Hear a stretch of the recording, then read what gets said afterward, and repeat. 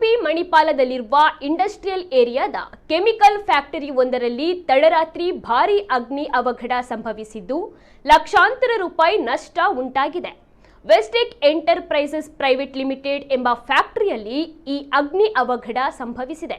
ಇದೊಂದು ಕೆಮಿಕಲ್ ಫ್ಯಾಕ್ಟರಿಯಾದ ಕಾರಣ ಬೆಂಕಿ ತೀವ್ರ ಸ್ವರೂಪದಲ್ಲಿ ಹಬ್ಬಿ ಬೆಂಕಿಯ ಕೆನ್ನಾಲಗಿ ಆಕಾಶದೆತ್ತರಕ್ಕೆ ಚಿಮ್ಮಿದೆ.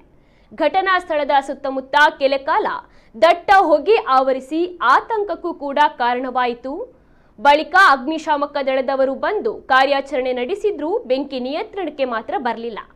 ಕೆಮಿಕಲ್ ಫ್ಯಾಕ್ಟರಿಯಾದ ಕಾರಣ ಭಾರೀ ಪ್ರಮಾಣದ ಆಯಿಲ್ಗಳು ಬೆಂಕಿಗೆ ಈಡಾಗಿ ಇಡೀ ಫ್ಯಾಕ್ಟರಿ ಧಗಧಗನೆ ಉರಿಯಿತು.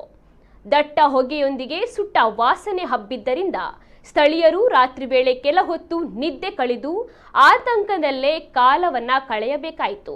ಇನ್ನು ಘಟನೆಯಿಂದಾಗಿ ಲಕ್ಷಾಂತರ ರೂಪಾಯಿ ನಷ್ಟ ಸಂಭವಿಸಿದೆ. ಶಾರ್ಟ್ ಸರ್ಕ್ಯೂಟ್ ಕಾರಣದಿಂದ ಬೆಂಕಿ ಹೊತ್ತಿಕೊಂಡಿದೆ ಎನ್ನಲಾಗ್ತಾ ಇದ್ದು ಈ ಬಗ್ಗೆ ತನಿಖೆ ಮುಂದುವರೆದಿದೆ.